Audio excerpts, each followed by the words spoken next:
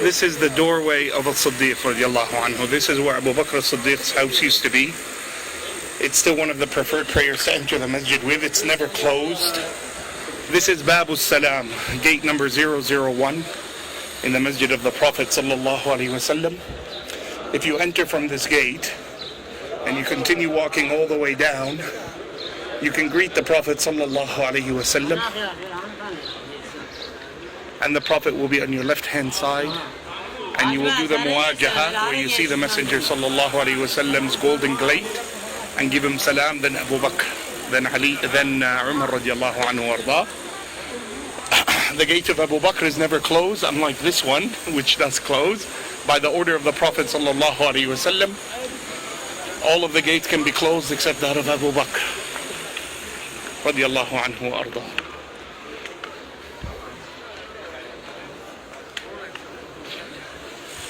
This literally is the house of As-Siddiq, where he used to be, where he would stay. Peace and blessings with radiallahu anhu warda, the companion of Rasulullah sallallahu alaihi wasallam. And if you enter,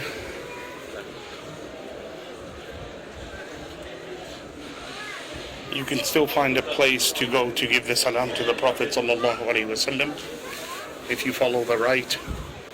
And then inside, at the beginning of Bab al-Salam, you read هذه أسماء النبي صلى الله عليه وسلم. These are the names of the Prophet, and they go all the way across the wall, Ahmad wa Muhammad, and they run all the way across at the bottom, sallallahu alaihi wasallam. There's also verses of poetry, verses from the Quran that extend all the way. This was done during the Ottomans' time, all the way to the end. Peace and blessings be upon him, sallallahu alaihi wasallam. This is the furthest extent of Uthman radiallahu anhu's building. You could see that there's special markings on particular poles. This is a place of i'tikaf. This is where you would intend the i'tikaf from inside that boundary. So you would make the niyyah for the i'tikaf from here if you're going to be inside the masjid of the Prophet sallallahu alaihi wasallam.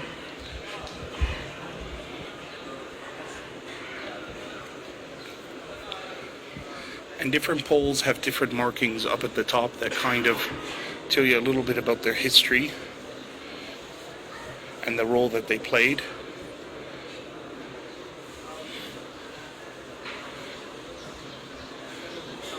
So some of the names of the Prophet ﷺ: Nabiyyu Tawbah, Kalimullah.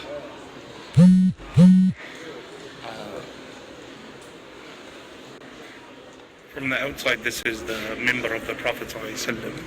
As you can see, it's glass on the inside. There's holes for you to look inside to see the earth that it used to be on.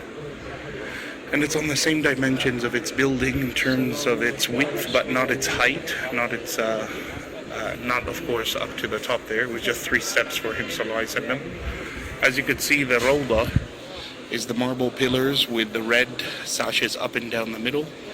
The furthest extent is where there's a little red sash, and as you move further away, you could see that there's no more red. So in the first 3 lines is really the rawdah of the Prophet Muhammad sallallahu alaihi wasallam.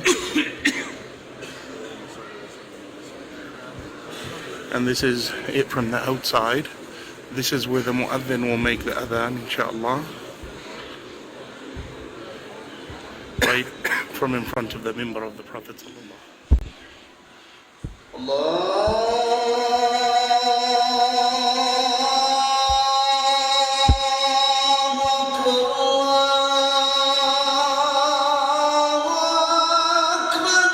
Allahu Akbar, Allahu Akbar.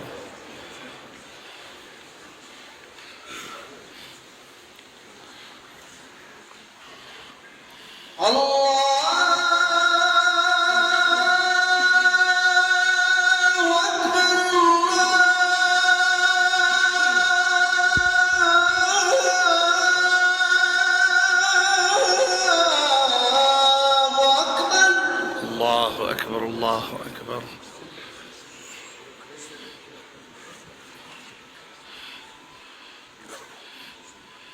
أشهد أن لا إله إلا الله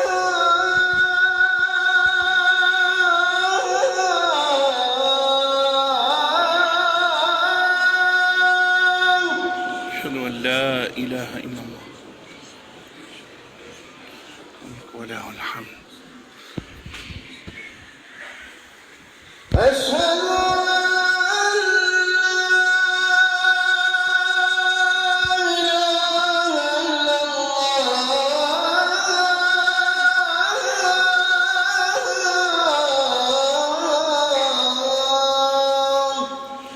أن لا إله إلا الله له لا شريك له.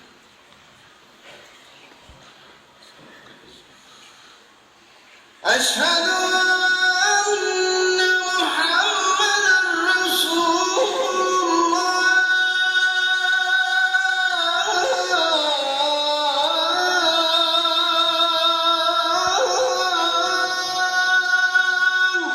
أشهد أن محمدا عبد الله ورسوله صلى الله عليه وسلم. أشهد أن محمدا رسول الله.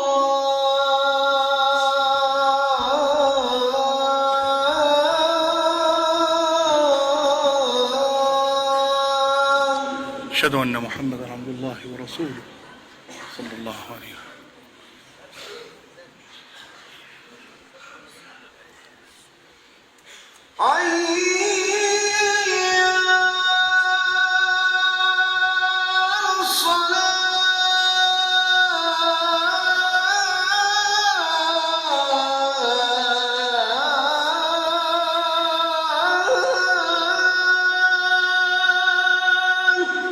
لا حول ولا قوة إلا بالله العلي العظيم.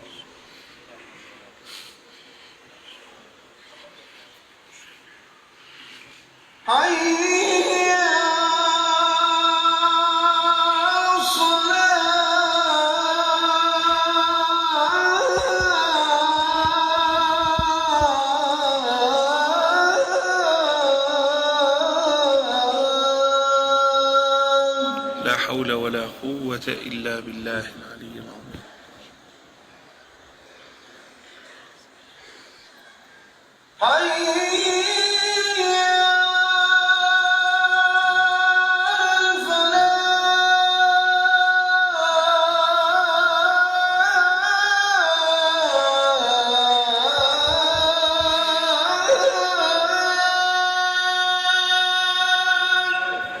لا حول ولا قوة إلا بالله.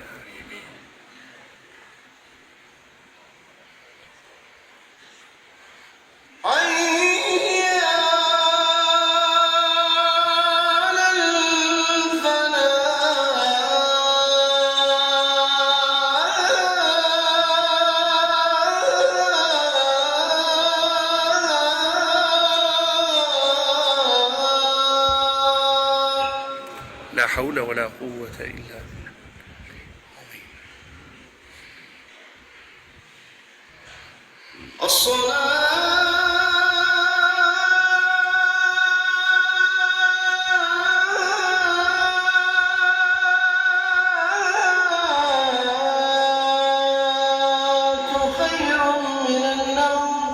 صدقت. الصلاة خير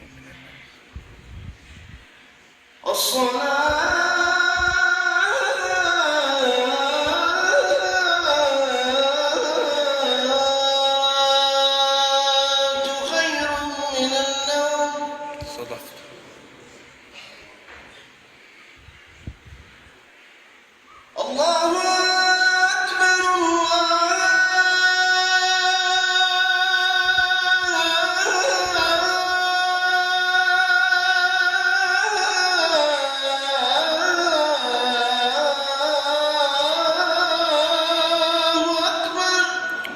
الله أكبر الله أكبر. الله أكبر.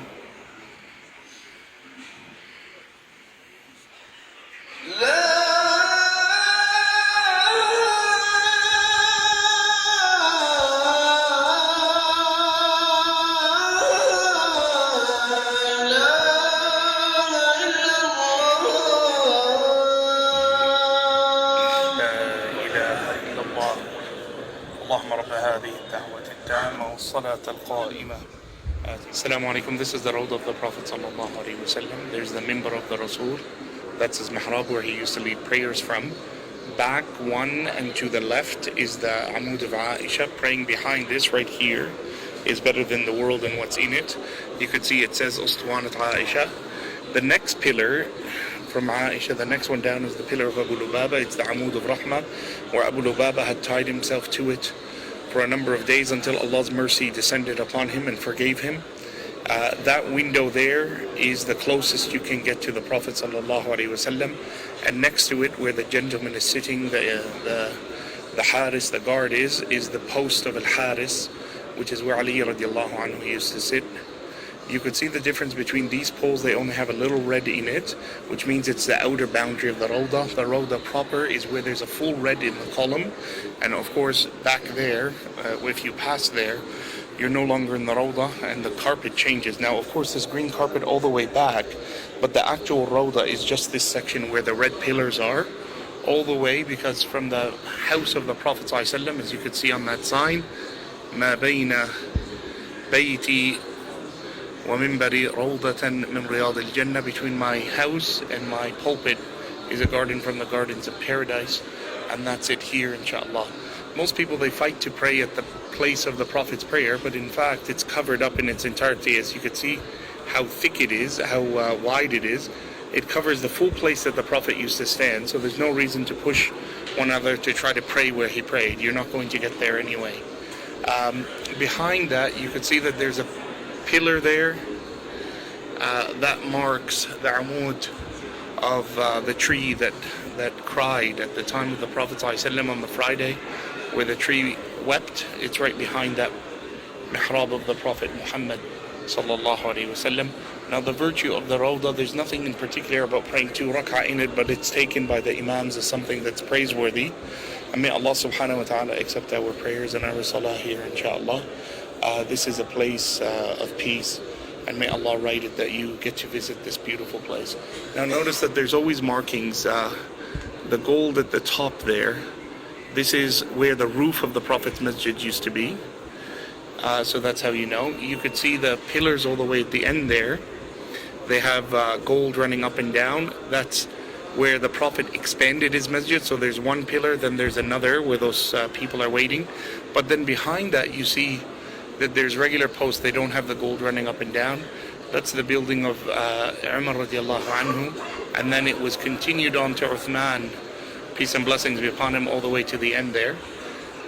Now, the Prophet ﷺ used to lead the prayer here, but ahead of it you see that there's now the Imams, they lead from a different place, which is the place of Uthman when he expanded the masjid. In between the Prophet's one and Uthman, halfway through, is where Umar used to build, because Umar had built the mihrab, or was leading the prayers from there when he had expanded the masjid. But it now is upon the resting place of Uthman radiallahu anhu, and there's no plans to increase that at all from its place of prayer. Of course, all the fraudulent things you hear about them wanting to destroy the Prophet's grave or to move it, it's all false, has nothing to do with reality. Alhamdulillah, Allah is one who has protected his Nabi Muhammad sallallahu alaihi wasallam. May you join me here one day, inshallah. This is your brother Yahya Ibrahim. I pray that Allah subhanahu wa ta'ala accepts from us and you, and may we gather here near the Nabi Muhammad sallallahu year after year and day after day. Allahumma ameen. This is the back of the Prophet's pulpit sallallahu. Right in front of it is the place of Imam of Uthman. On the second row behind, right where this young man in the black shirt is standing, is where Umar radiallahu anhu was martyred. In between this pillar and that pillar, halfway, right there. May Allah subhanahu wa ta'ala have mercy upon Umar. Allahumma ighfir lahu warhamhu. Allahumma ajma'na bihi fil jannah. This is to the right of the house of Fatima radiallahu anha. This is facing toward the south, or the Qibla. And the Prophet Muhammad sallallahu alaihi wasallam is laid to rest there. Peace and blessings be upon him sallallahu alaihi wasallam. Where you see the gold trim, unlike this one, you see that this post has gold trimmed running up and down. That means that's where the masjid of the Prophet ended in his life sallallahu alaihi wasallam. This one with the gold at the top is the building of Uthman radiallahu anhu. Where you see the marble, that's the first building of the Prophet in his life, and then it was expanded during his life again, peace and blessings be upon him. The mihrab of the Prophet ﷺ, where he would lead the prayer, you could see it a little bit there, and I'll come closer inshallah to give you a greater view. That raised platform is where Bilal radiallahu anhu used to call the adhan, and that until now remains the position of the mu'adhin. So they would make adhan from those microphones there. Now the Imam today leads the prayer from where Uthman radiallahu anhu made the mihrab, which is ahead of where the Prophet made it. In Umar's time it was halfway between the two, radiallahu anhum wa alayhi afdalus salah. There is the mimbar of the Prophet Muhammad sallallahu alayhi wasallam, and basically this is the furthest extent of the Prophet's masjid sallallahu alayhi wasallam during his era and during his time. After entering from the Bab of Jibreel, you see the house of Fatima is there. And this is where normally the women come in to pray in the Rawdah. It's actually on the other side of the Rawdah. The Prophet is laid in peace ﷺ on the right. Peace and blessings be upon him ﷺ. And this is the place of Sufa, where the companions of the Prophet ﷺ, like Abu Hurairah and those who didn't have a lot of wealth, used to spend their time where they would live.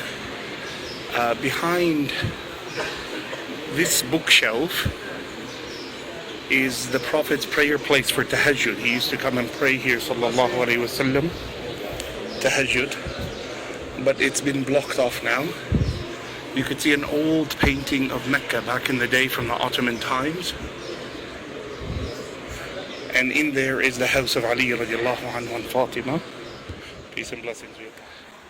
This is the gateway of the Nisa. This used to be the door that the women would come in from at the time of the Prophet ﷺ. Next to it is the famous gate of Jibreel alayhi salam, the gateway into the masjid of the Prophet ﷺ from Bab Jibreel. And the Prophet ﷺ is just a little bit further down this way. When you enter from this gate, you see the house of Fatima on your left and the place of tahajjud of the Prophet Muhammad sallallahu alaihi wasallam. You also see the place where the people of Sufa used to live and sleep at the back of the Prophet's masjid sallallahu alaihi wasallam. So this is the bawaba, the gateway, Bab Jibreel alayhi salam.